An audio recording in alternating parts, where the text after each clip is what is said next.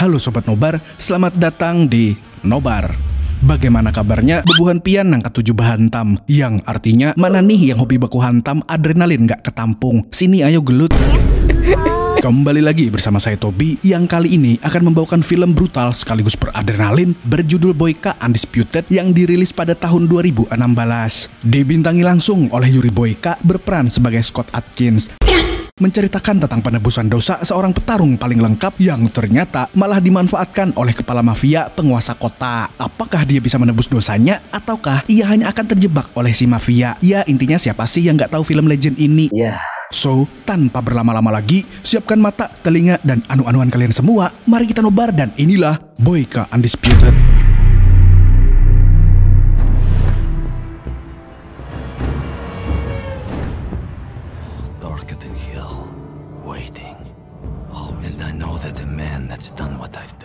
Cerita dibuka dengan memperlihatkan seorang petarung bernama Yuri Boyka yang dengan mudah menghabisi musuhnya di atas ring.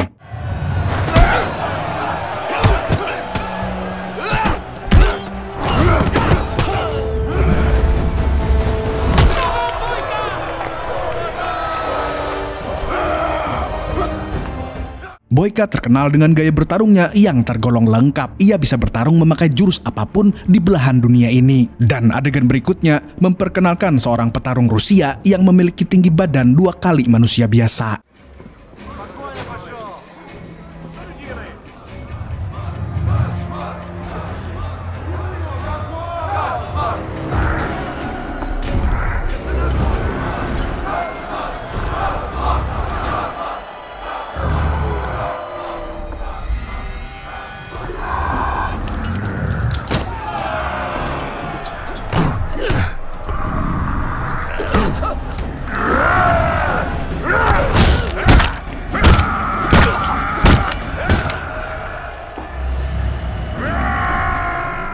Beberapa hari berikutnya, kita kembali bersama Boyka yang ingin bantu-bantu dengan cara berdonasi di gereja. Tapi, ia malah ditegur oleh salah satu uskup di sana. Uskup itu memberitahu bahwa donasi yang ia lakukan tidak akan ada gunanya selama ia masih terjerumus pertarungan ilegal. Karena Tuhan tidak pernah setuju dengan kekerasan tanpa aturan. Mendengar itu, Boyka hanya bisa terdiam.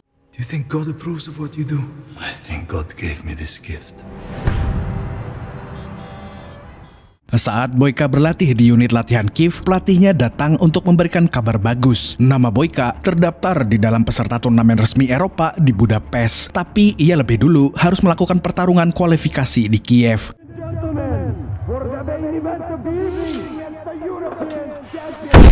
Champion, the most complete.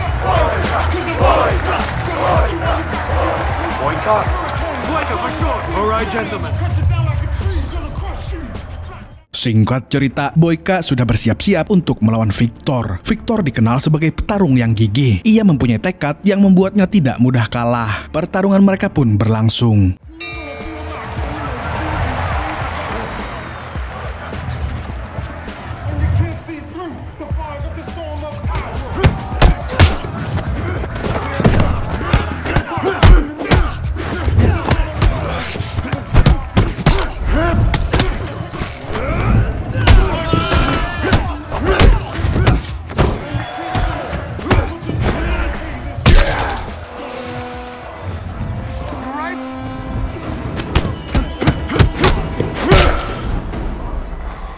Stay the f*** down.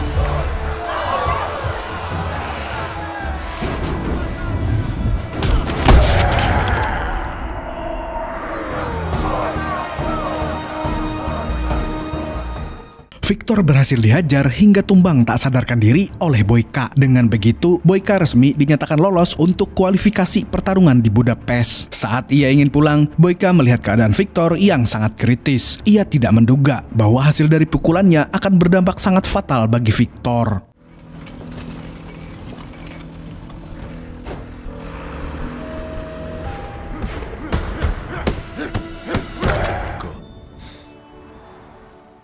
Dan malam harinya, Boyka terbangun karena memimpikan pertarungannya bersama Victor. Ia dibayang-bayangi oleh perkataan uskup.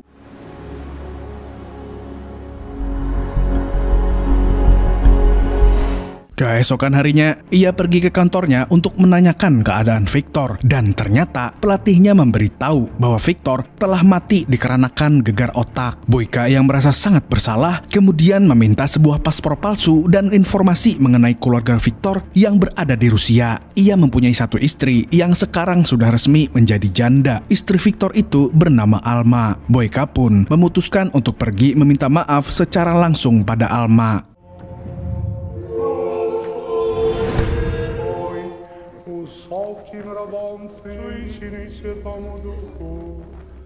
Di Rusia, Alma sedang mengadakan pemakaman suaminya. Seorang mafia penguasa kota datang menghadiri pemakaman Victor. Ia bernama Samidi. Ternyata tujuan Samidi datang bukanlah untuk ikut berduka bersama Alma, melainkan menagih hutang Victor. Alma yang tidak punya uang untuk membayar Samidi tidak punya pilihan lain selain menuruti permintaan Samidi yang menyuruh Alma bekerja kepadanya.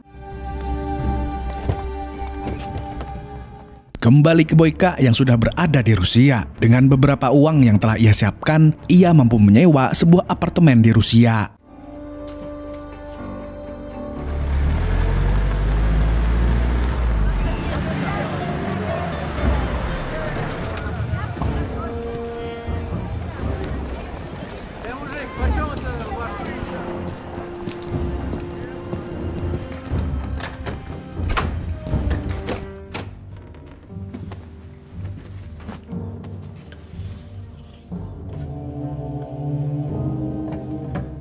Boyka lalu mengikuti informasi dari pelatihnya yang mengatakan kalau Alma bekerja di suatu TK.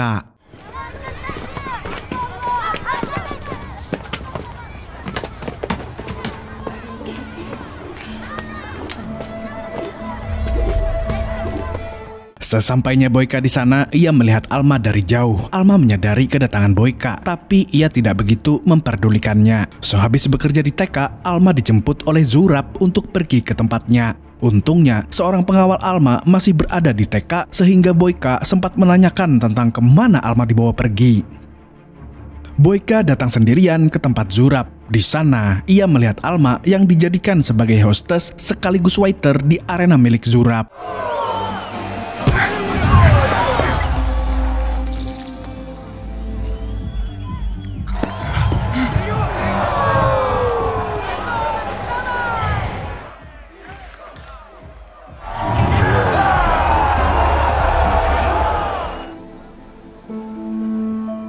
Alma yang melihat gerak-gerik Boyka yang dari tadi siang mengikutinya menanyakan alasan Boyka melakukan hal itu. Are you following me? Come a very long way to talk to you. Hey, back to work. Saat ia dipaksa untuk keluar, Boyka tidak mempunyai pilihan lain selain melawan mereka dengan kekerasan.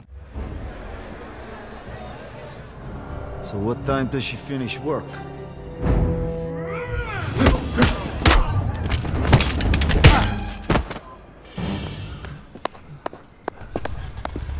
Zurab datang untuk memberitahu Boyka bahwa ia melihat semua gerakan Boyka tadi. Tidak hanya itu, Zurab langsung mengajak Boyka untuk masuk ke turnamen yang ia selenggarakan. Mendengar bahwa Boyka menolak penawaran darinya, Zurab mengancam Boyka. Ia juga berkata bahwa ia adalah penguasa dari kota ini. Jadi, jika Boyka ingin menyentuh Alma, ia harus melewati Zurab dulu. Now get the hell out of my face. Keep an eye on him.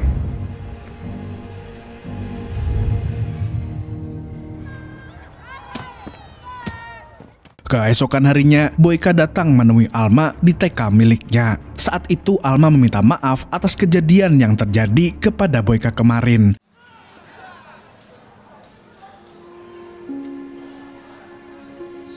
Zurab, does he bother I you? just work for him to pay off the debt. Ia juga berkata bahwa semua fasilitas TK tempat ia bekerja adalah hasil uang pinjaman Victor kepada Zurab. Mendengar itu, Boyka pun hanya bisa terdiam. Lalu tanpa banyak berbasa-basi, Boyka akhirnya memberitahu bahwa ia merasa sangat menyesal pada Alma karena lawan terakhir Victor di atas ring adalah dirinya.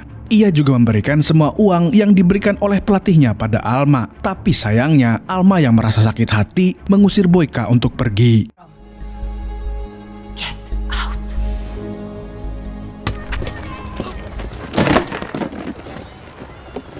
Boyka yang masih ingin membantu Alma pergi ke tempat Zurab untuk menanyakan berapa hutang yang dimiliki Victor dan Alma. Ternyata Zurab sudah mengetahui identitas asli dari Yuri Boyka. Maka dari itu ia kembali menawarkan Boyka untuk bertarung di arena miliknya sebanyak 3 kali melawan semua jagoan yang ia punya. Dan karena ingin menolong Alma, Boyka pun menyetujui tawaran dari Zurab.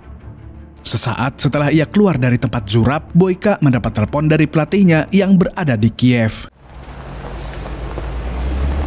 You've waited, how much you bled for this moment, how much money you spent. Pelatihnya kembali mengingatkan bahwa Boyka mempunyai jadwal pertarungan di Budapest minggu depan. Maka dari itu, pelatihnya akan mengurus keberangkatan Boyka minggu depan pukul 10 malam. Keesokan harinya, Boyka kembali bertemu dengan Alma. Ia pun memberitahu Alma bahwa hutang-hutang milik Alma akan segera dilunasi olehnya. It's the least I can do for you and your husband. What do you want? I just want to help you. I don't want your help. Boyka pun memulai latihannya di tempat latihan umum. Ternyata salah satu petarung tidak senang melihat kehadiran Boyka yang seenaknya mengambil samsak tinjunya. Ia pun menegur Boyka dengan mengatakan bahwa tidak ada yang menginginkan Boyka di sini. Boyka pun memutuskan untuk langsung pergi karena tidak ingin membuat keributan. I won't be long.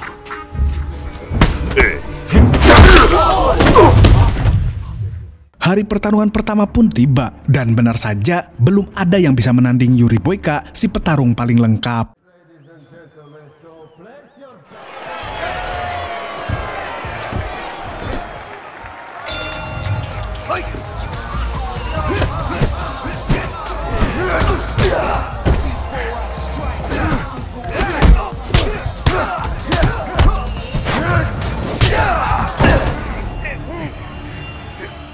Tapi karena ia tidak ingin mengulangi kejadian seperti Victor, Boyka mencoba untuk tidak terlalu brutal.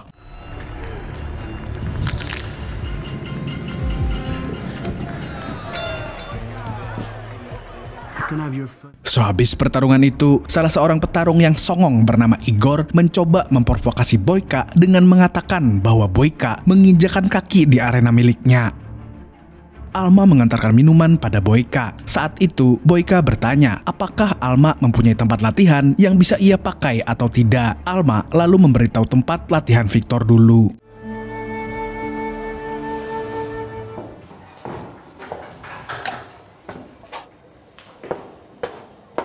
Keesokan harinya, Boyka kembali datang ke tempat Alma untuk berlatih.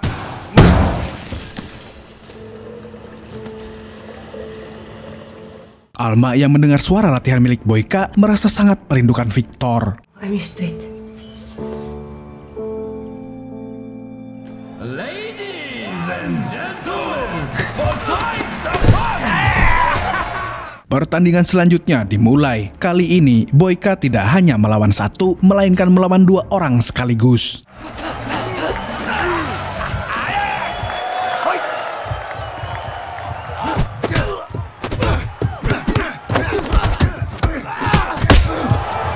Awalnya, Boyka merasa sangat kesusahan, tapi karena ia berhasil menguasai tempo 2 orang lawannya, ia akhirnya dapat menang walaupun harus mengalami patah tulang bagian belakang.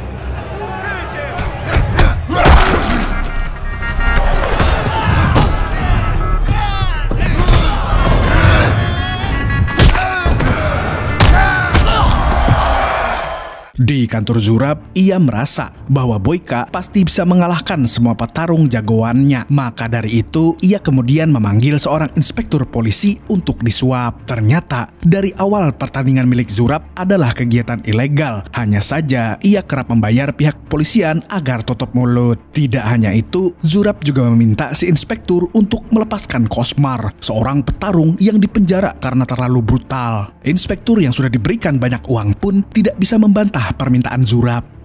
Melihat Boyka yang kesakitan akibat pertarungan terakhirnya, Alma memberikannya sebuah ramuan tradisional yang biasanya dipakai oleh Victor.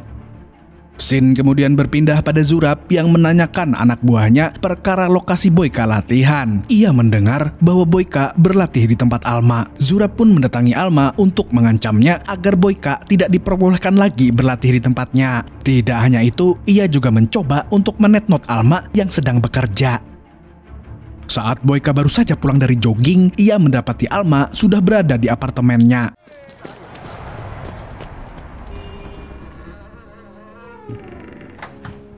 Can you tell me what happened? I just don't want to hurt you. I can Terrible things. Alma memperingati Boyka tentang ancaman Zurab kepadanya. Boyka lalu berkata bahwa ia tidak akan gentar untuk menebus dosanya kepada Alma. Ladies and gentlemen, we have a fearsome fighter who's been on.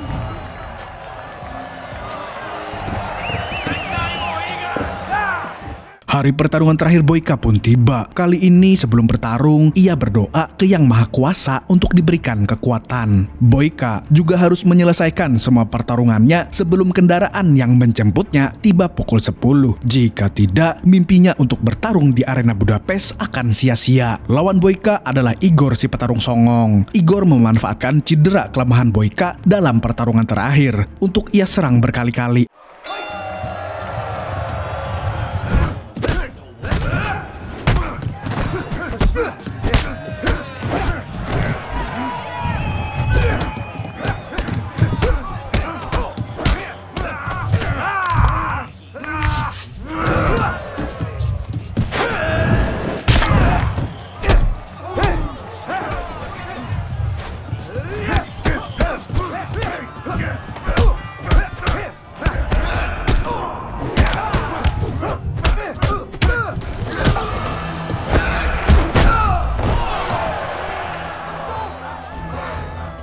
Tidak puas dengan hasil kemenangan Boyka, Zurab akhirnya memberikan perintah untuk mengeluarkan Cosmer. Boyka yang merasa sudah tertipu tidak bisa melakukan apa-apa. Akhirnya ia terpaksa mengikuti kemauan Zurab. Dan kini kita akan melihat pertarungan antara Boyka dan Cosmer, petarung yang berukuran 2 kali manusia biasa.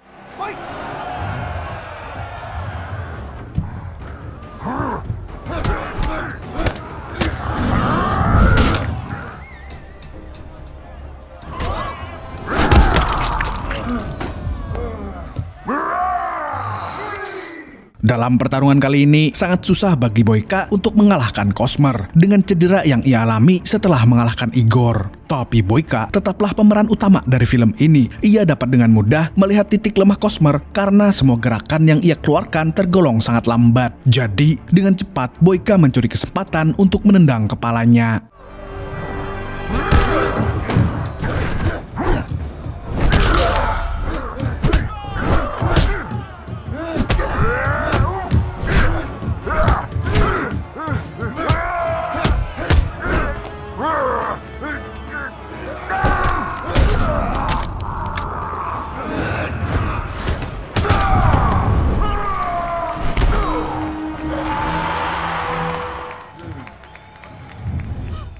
Zurab yang lagi-lagi tidak ingin melihat Boyka menang menyuruh kedua anak buahnya untuk memukul Boyka memakai pemukul baseball. Dan selagi Boyka dipukuli, Zurab mengambil semua uangnya lalu pergi sambil menyandera Alma. Untungnya, Boyka melihat tindakan Zurab sehingga ia kembali merasakan adrenalin agar segera bangun mengejarnya.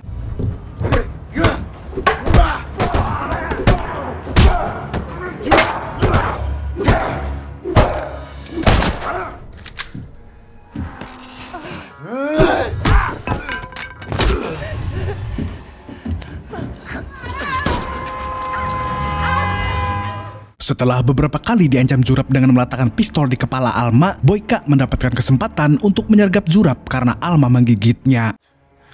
What do you think is gonna happen?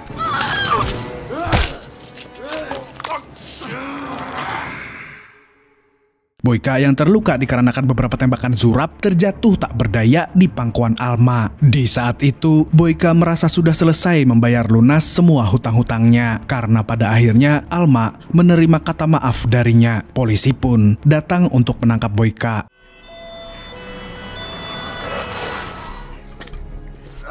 Yuri Boyka, you're under arrest. Di akhir film, kita akan diperlihatkan kejadian 6 bulan setelah Boyka menghabisi Jurap. Boyka tetap harus menerima hukuman dikarenakan ia sudah membunuh banyak orang. Ia dipenjarakan di Rusia, di mana Alma datang untuk menjenguk dan berterima kasih kepadanya. Karena apa yang Boyka lakukan sudah membuat Alma terbebas dari hutang-hutangnya. Setelah bertemu dengan Alma, Boyka dibawa turun untuk kembali bertarung di arena bawah tanah milik penjara. Semua orang pun menyerukan namanya. Ia pun mengangkat tangannya dan bersiap untuk bertarung.